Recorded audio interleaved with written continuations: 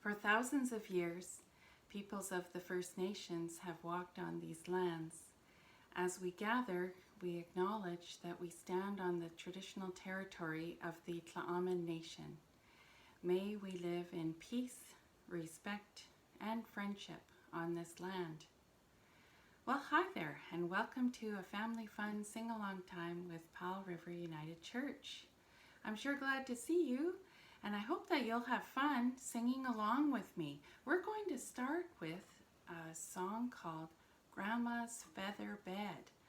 Have you ever gone for a sleepover at your grandparents' place? This is a song all about a special bed at a grandma's house. Here we go.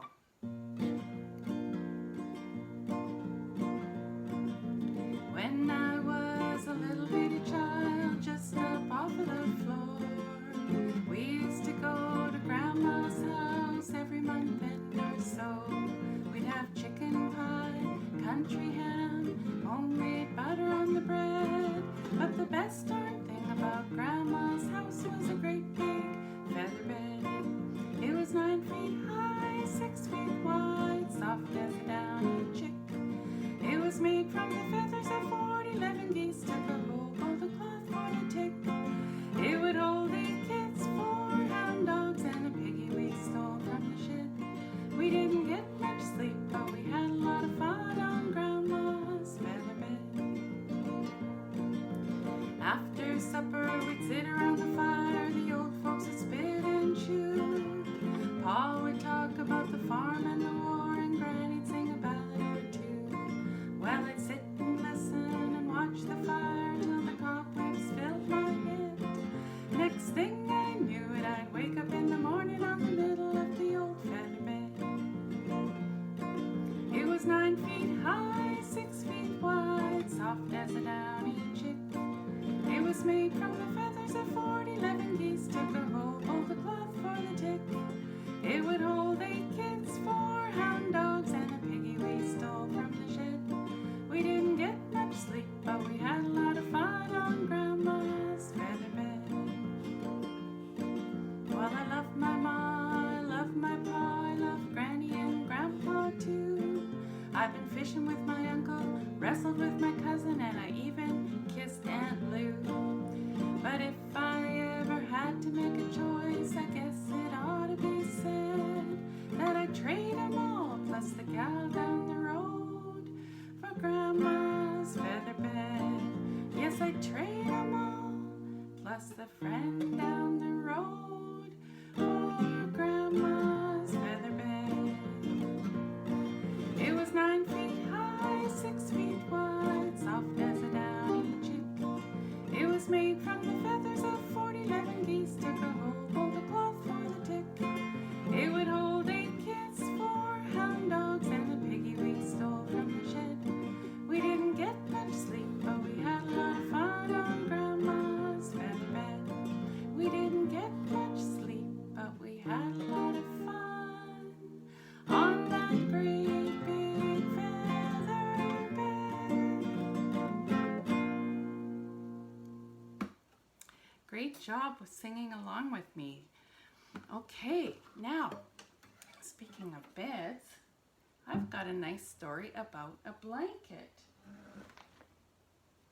And you know, this book was written and the artwork was done by a lady named Deborah Seguin. Deborah Seguin lives in Powell River, and she does story time at the library and at different places. Maybe you've met her or heard some stories with her. This book that Deborah made is called The Pumpkin Blanket. Oops, The Pumpkin Blanket. Okay, let's see what this is about. The Pumpkin Blanket by Deborah Terney Seguin.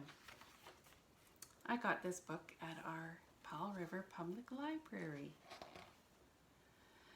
When Clee was born, the northern lights shook their folds above her bed, but no one saw them. Clee's family only had eyes for Clee. Later, the door blew open and the wind tossed a blanket inside. Swish! No one heard. Clee's family only had ears for Clee. Her mother called the blanket a gift, but could not remember who had given it. An aunt, Clee's mother guessed. A shy but friendly neighbor, ventured an aunt. Clee's father said nothing. He thought the sunny-colored squares of the blanket looked surprisingly like his garden patch. Let's call it the pumpkin blanket, he suggested, because round baby Clee looked a lot like a pumpkin, bundled up in it.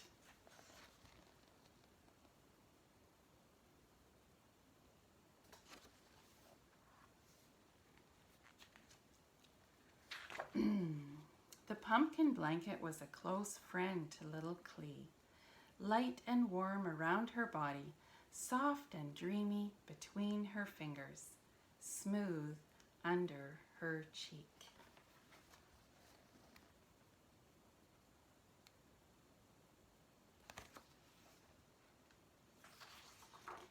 One cold winter's night, when the garden had a snowy blanket of its own, Clee, who was 3, peered out her bedroom window.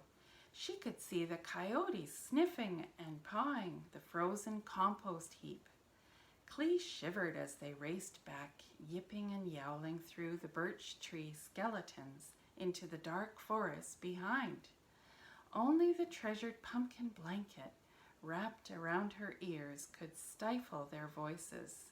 It was coyote-proof.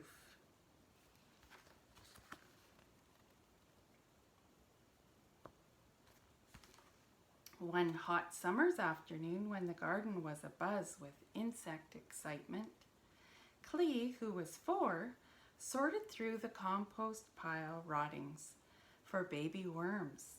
Later, when one escaped from her shirt pocket at the dinner table, Clee was scolded and sent upstairs. There, the pumpkin blanket was waiting and covered her like a tent. Peeking out from underneath, Clee saw folds like distant mountains and wrinkles like waves on a patchwork lake.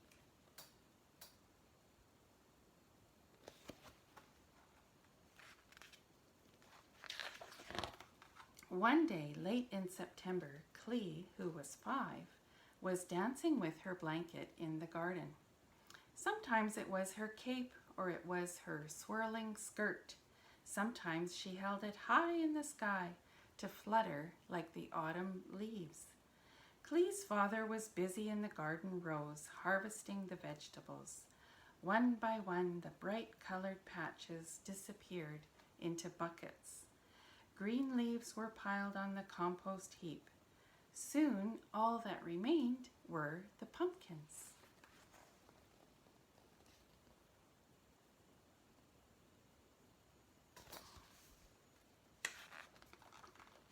Clee's father leaned on his shovel. Clee would go to kindergarten at the local school after Christmas. She could not carry her pumpkin blanket to class.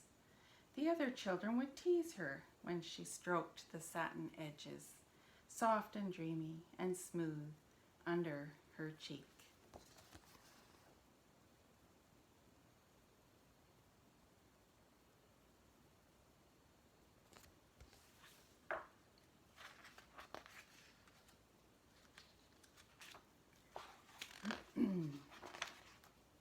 Clee, her father called, "Do you know that there are 12 pumpkins in our garden? Just as there are 12 squares in your blanket." Clee hung on the garden fence, admiring the perky globes peeking out from under their wilting vines. "Will they have faces, Papa, when Halloween comes? Will they grow teeth and grin?" "Yes," her father said. "If they don't freeze this month, we can harvest them in October. We will have a family of faces on our porch this Halloween." Clee smiled. That night, the first frost came. The next morning, Clee and her father saw that one pumpkin was not sheltered by the vines. It stood alone.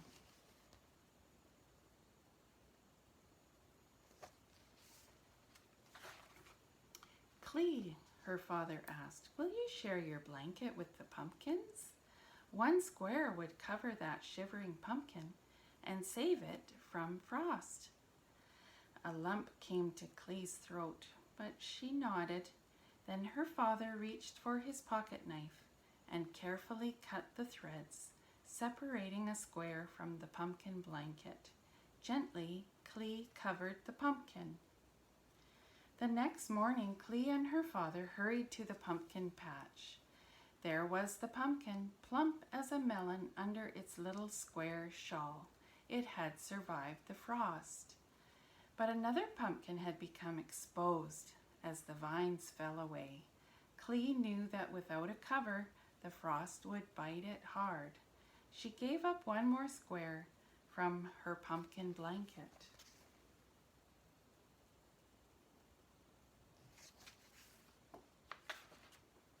Night after night, the cold nipped at the garden.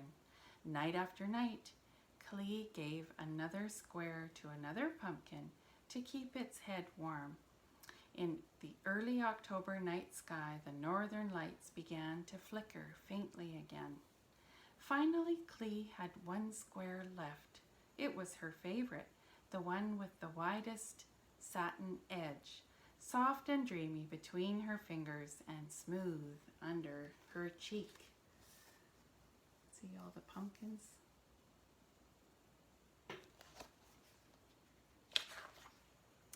That day, Clee did not go to the garden with her father. She sat on her bed and looked down at the pumpkin patch. 11 pumpkins wore 11 little blankets. The 12th pumpkin was bare. It was the biggest pumpkin of all, and the last one to be uncovered by the vines. When dinner time came, Clee wasn't hungry. She sat by her window and watched the wind blowing the dead leaves in circles around the pumpkins. The vines stiffened with cold. Darkness was falling on the garden. Clee clutched her tiny pumpkin blanket tightly in her hand. Then her fingers loosened. She stroked the satin border one last time.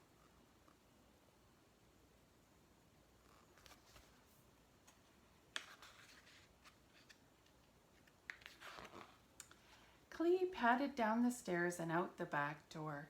She opened the garden gate and found her way to the pumpkin patch. The wind held its breath. The leaves lay still.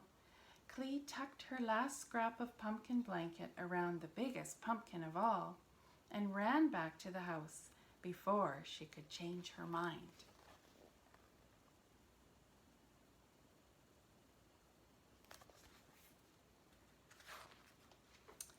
Clee missed her pumpkin blanket. She had a new down comforter, but it covered without comforting her. Only the sight of the blank-faced pumpkins in their woolen kerchiefs cheered her. Each of the blanket patches was the same color now, faded by the autumn sun and rain. Each clung to its orange pumpkin like a threadbare hat.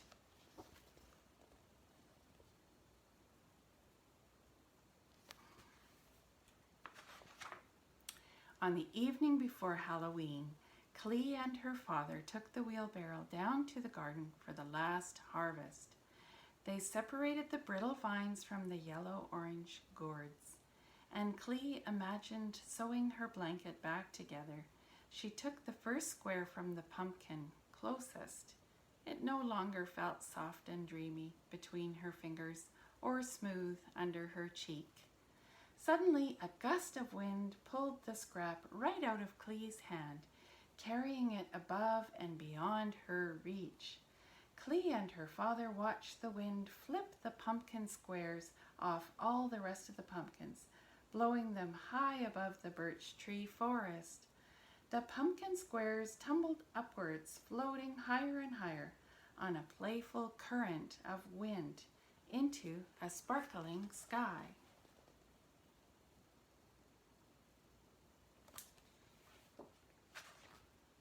The stars sewed the pieces of Clee's blanket back together with pinprick threads. When they had finished, the shimmering pumpkin blanket draped itself around a mother-of-pearl pumpkin, and the folds winked at Clee from the night sky. Looks like they've gone around the moon, hey? Clee's father lifted her into the wheelbarrow and piled the fat-cheeked pumpkins around her. Clee laughed as they bounced through the garden gate into the house.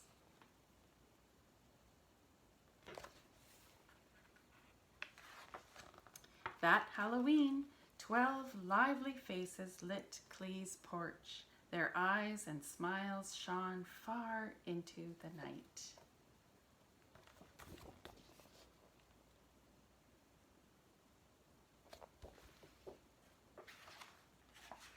And that's the end of the story. What a beautiful gift that little girl Clee gave to the pumpkins to share her special blanket with them, hey? Very nice. Okay, we're going to be having Halloween soon. So let's do a little song about how a pumpkin turns into a jack-o'-lantern. We usually call it a pumpkin when it's still on the vine, but once we make faces in the pumpkin, we can call it a jack-o'-lantern. Jack-o'-lantern, jack-o'-lantern, you are such a pretty sight. As you sit there in the window, looking out at the night. You were once a yellow pumpkin, hanging on a sturdy vine. Now you are a jack-o'-lantern, let the candlelight shine. Let's do it one more time. Jack-o'-lantern, jack-o'-lantern, you are such a pretty sight. As you sit there in the window, looking out at the night. You were once a yellow pumpkin, hanging on a sturdy vine. Now you are a jack-o'-lantern, let the candlelight shine. Okay. So, I've got another Halloween story for you. It's kind of a rhyming story. I wonder if we have time to do this one really quickly. You know, a pumpkin is a type of a squash, or in that story we just read, we heard the word gourd. Sometimes it's called a gourd. So this story is called Squasharella, and it's kind of like a little change to the Cinderella story. Okay, it's by Amy Bachschall and Stephanie Thanhauser. Squasharella. Squasharella, squash for short, was kind and sweet and cute, but longed to be like all the other scary veg and fruit. Her sisters could make any veg jump out of their skin, but all that Squash could manage was a big and friendly grin.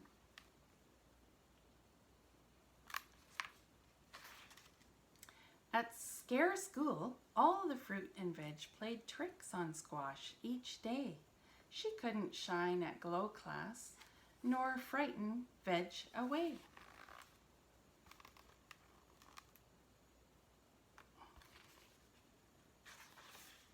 So when Squash was invited to the big Halloween ball, her sisters told her, "You can't go, you're not scary at all." Squash was sad but thought, "It's true, I don't think I look right. I'll never be a scary fruit whose face can spook and fright."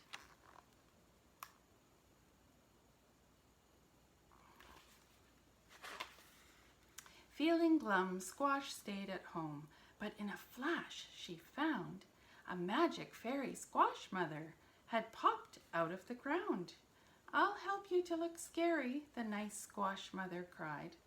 "But remember that true scariness must come from the inside."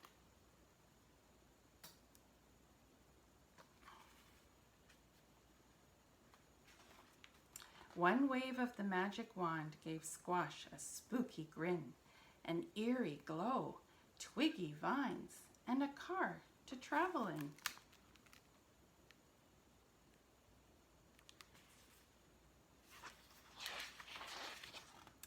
As Squasharella reached the ball, a voice rang in her head. The magic ends at midnight, Fairy Squash Mother had said. At the door the bouncer called, now pose and shout out, boo. The winner is the scariest, perhaps it will be you.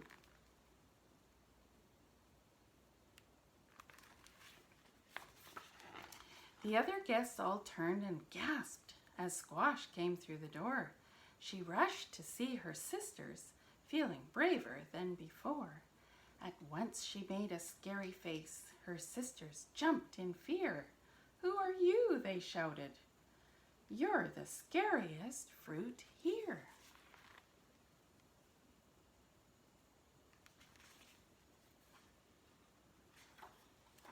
Squash was having so much fun she soon lost track of time, and suddenly the great big clock began to chime, chime, chime. Squash's crown dropped from her head as she began to flee. I've got to leave right now, she thought, or they'll see the real me.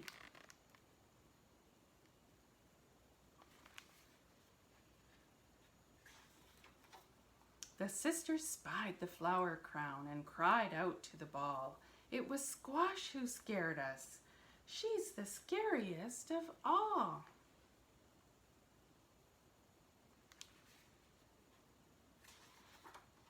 Back home, Squash was herself again, but her confidence had grown.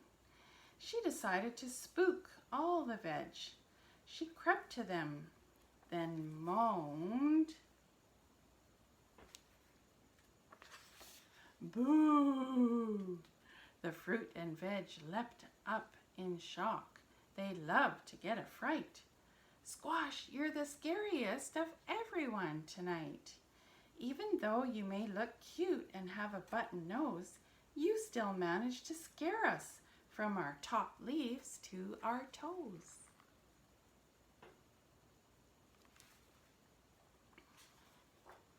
Most of all, Squash understood. There's nothing I can't be. Anything can happen if I believe in me.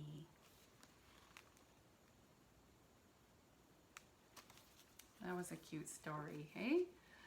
Okay, now let's try this song that's talking about how God's love helps us to know that we don't have to ever be afraid in this life. We don't have to be afraid on Halloween, do we? Because everybody's just dressed up in costumes. But we don't have to be afraid in our life either. Let's try this song. Don't be afraid. My love is stronger. My love is stronger than your fear. Don't be afraid.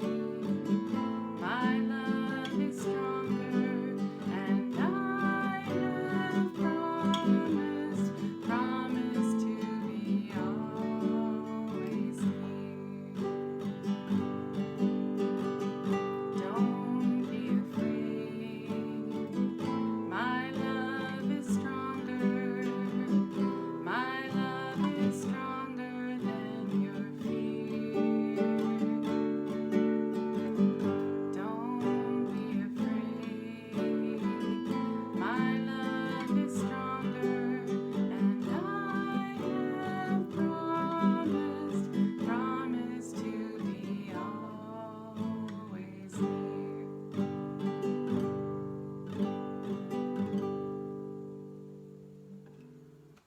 I hope you enjoy Halloween and take good care, and I look forward to seeing you again next time. Thank you for singing with me. Bye for now.